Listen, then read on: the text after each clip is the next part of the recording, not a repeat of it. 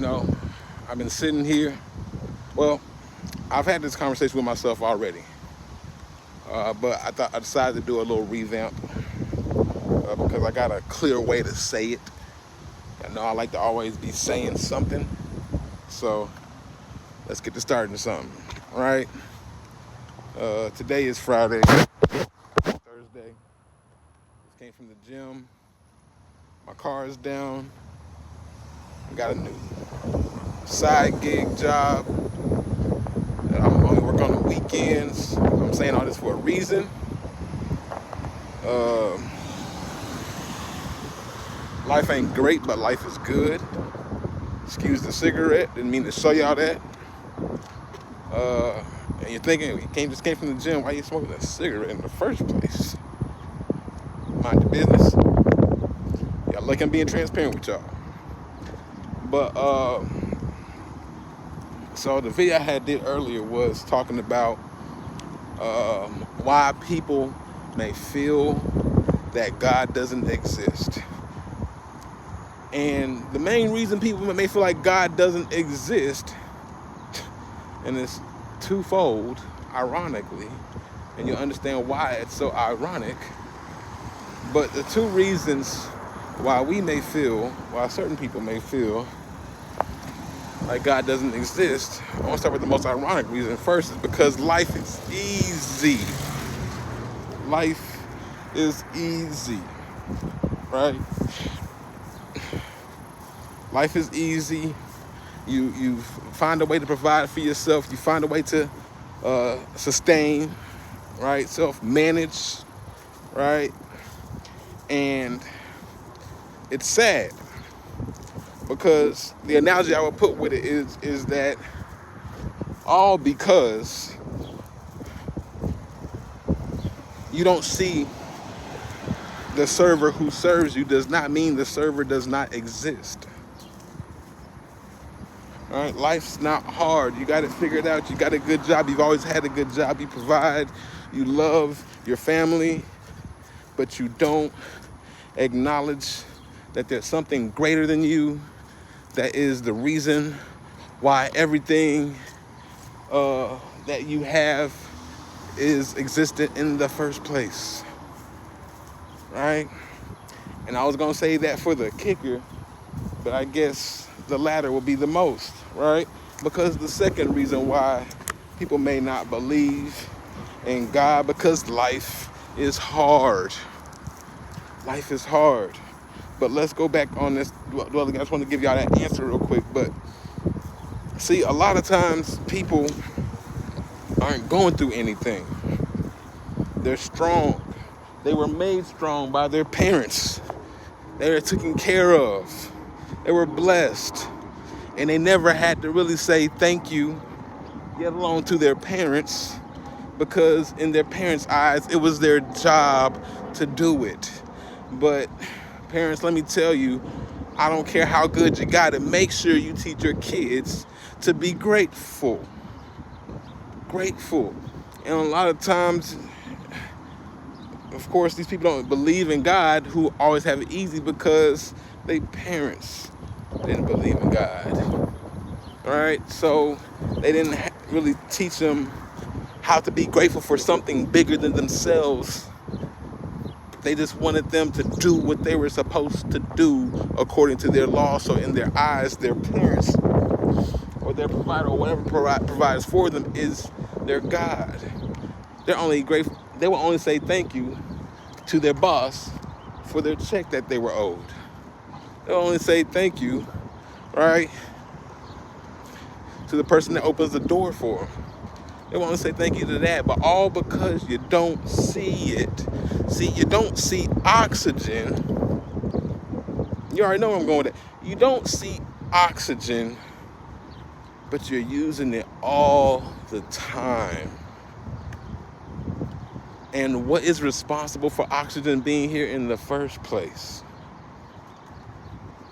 And you're going to tell me some scientific answer, and I'm going to tell you that translates to me, God, right? And God is not really the proper term for what I'm trying to express, because nobody knows this thing's name. There's no name. There's really no name for it. This is how we identify with it. But what matters is having a conscious that acknowledges that there is something bigger than me that is responsible for me being here. And I'm grateful for it. I'm grateful for the opportunity. I didn't even ask to be here. I didn't ask to want to pay bills, right? So if that's the case, why should I want to be thankful anyway? Right? Because you got the opportunity you didn't ask for, and you have the provision to get through it. You get the luxury of enjoying it, right? You didn't ask to be here, but if you weren't here, you wouldn't be experiencing anything. To even have that thought in your mind in the first place, say thank you. So, I had to get that out, because I know I don't feel fulfilled unless I really give it a good old 1-2 punch. So, reason number 2, like I said earlier, is because life is hard. Life is hard. And it's always been difficult to make it. It's always been, you weren't dealt a good hand. See, in poker, the hands go by so fast, you can just hope that the next hand is best. But see, what I learned in playing poker is that you got 2 ways to play a bad hand. All right? If you got a 7 and a 2, you have that's the worst hand to have. A 7 in the hand, because what are your chances you can't get a straight out of that? And that's just the one connection that makes the chances high to get there, right? What are we gonna do with a 7 and a 2? Right? A lot of times when you're playing poker, you want at least matching suits, or you want them no longer than 4 numbers from each other, or 5. They shouldn't minus no more than 4, because that's 5 cards in sequence. All right? Or, I said, or you want some matching cards in your hand. Now we ready to play. But there's 2 ways to play a good hand, a bad hand, or 3. See, you're either gonna sit it out, play it out, and see how the river, the turn, and the flop go. The flop, the river, and the turn goes. You're gonna or you're gonna fold it, because see, if you wait for the flop, the river, and the turn, right, and that's when they deal out 3 cards, and they deal out another card, and you're looking for a specific sequence for yourself. So you're gonna be patient, right, and see with this 7 and 2, can I please get 3 of a kind? Can I get 4 of a kind? Can I get a pair? Can I get a full house? Right? Can I get what's that? You're not gonna get it straight, because they're too far apart. Unless you're lucky to get it straight from one of the cards. But what am I trying to say? It's another one I'm looking for. Anyway, hope this wind is not killing my audio. Regardless,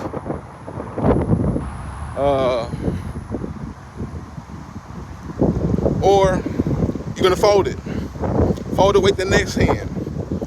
But the reason why people have such a hard life is because they're always putting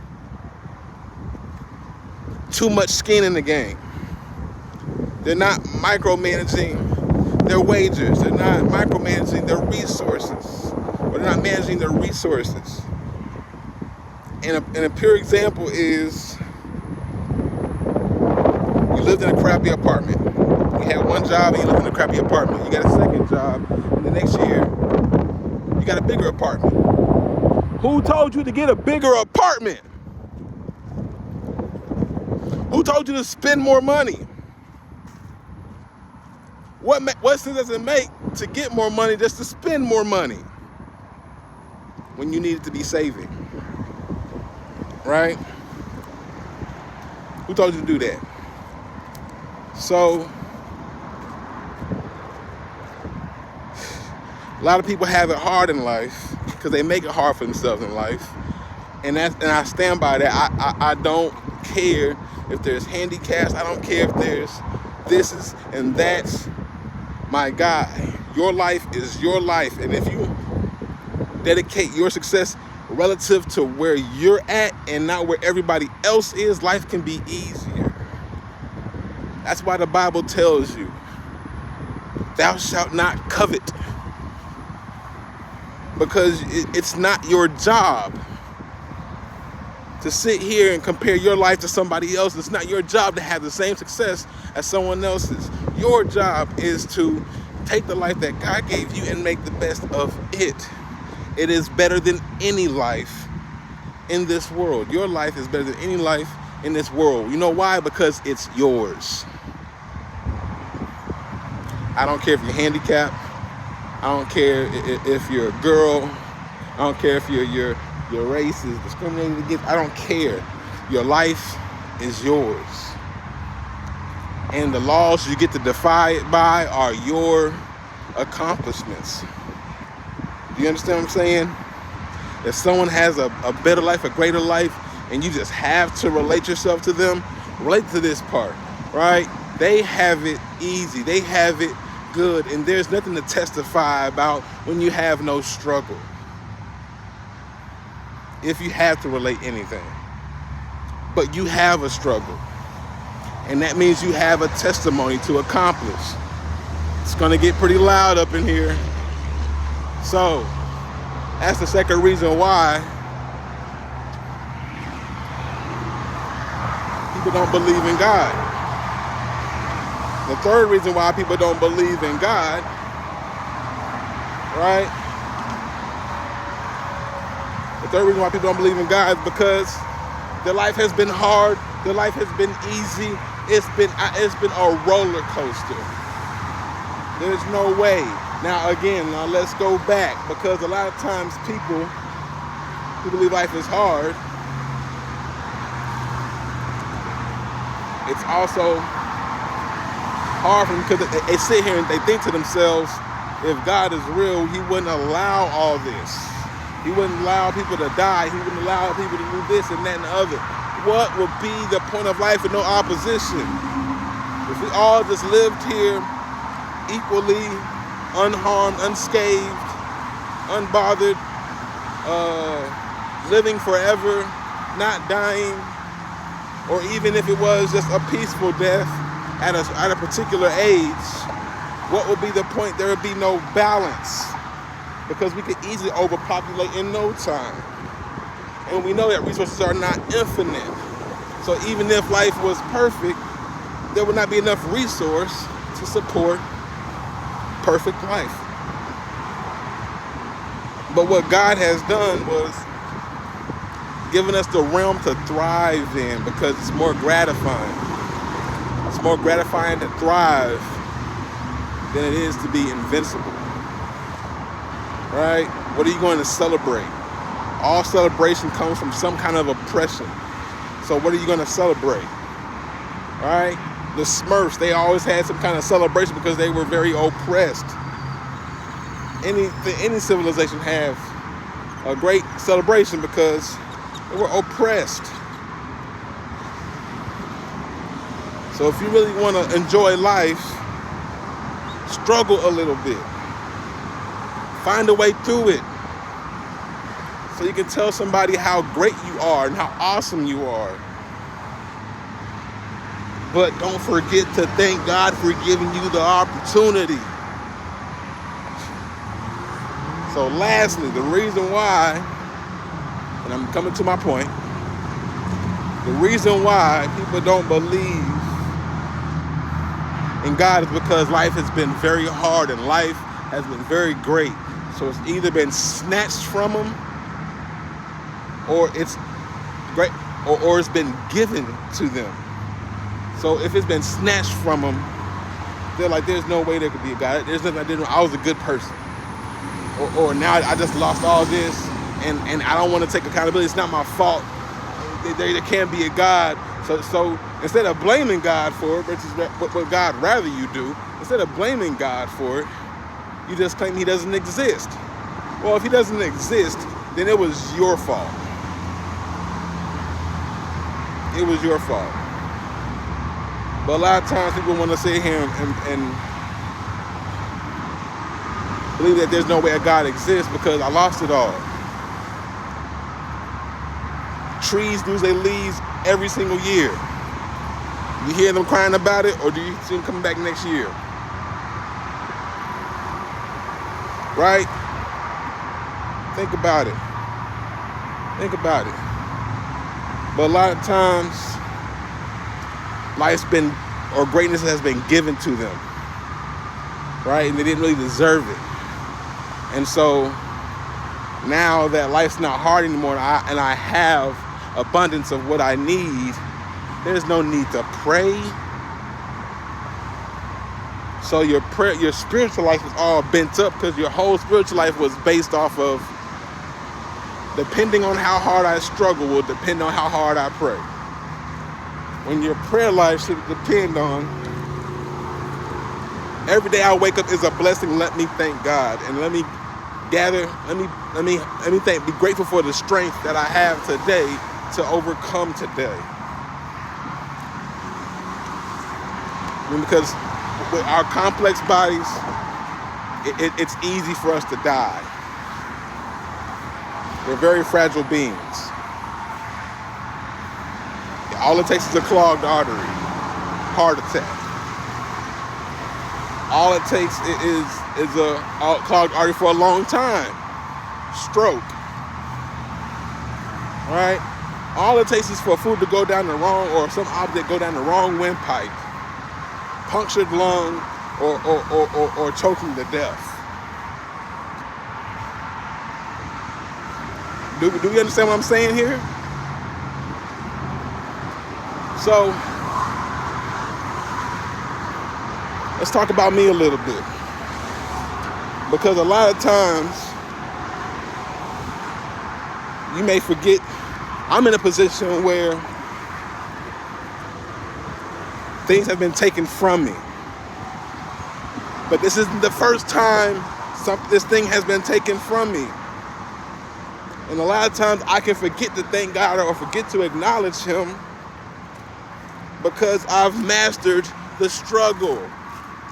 A lot of times you stop acknowledging God because you've mastered the struggle. Now, I do still feel God being proud of me, getting through day-to-day life, keeping a good heart, loving, being a loving individual. I feel it in my bones, every ounce of it. I feel loved by God. I don't pray to him every day. I don't ask for much every day.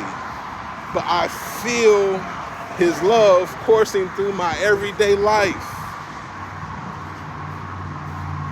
I feel it. And I couldn't be more grateful. Right?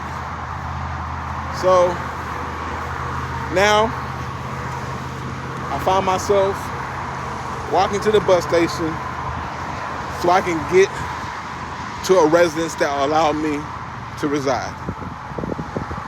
Right? That's personal. But I feel so much purpose in my life, direction, and hope that there's no despair. I know how to get back and forth. I got what I need to move. And right now, I want to thank God for it. So, don't lose sight of God, whatever the bigger being, however you identify the bigger being that's bigger than you. Just learn to be gratuitous. Learn to be thankful, grateful. Just be grateful. But more important than being grateful, be loving, be kind, be patient, be wise, right? Because the greatest appreciation that you can show God is his virtues. Did you hear me? I said the greatest appreciation you can show God is by expressing his virtues. It's not a particular name. It's not a particular religion. When you want to acknowledge Jesus, you're not acknowledging a name with a certain amount of letters. You're expressing a demeanor. That's what Elohim is. That's why the angel told Mary that she would give birth to Elohim, but she ended up naming him Jesus. Look up what Elohim means. The Hebrew term, but still we still have no way to really strongly identify the things that we're trying to identify. The words don't matter. That's what matters. That's why I may not pray every day, but I feel so close to God because I live with love. If you don't get it, I don't know.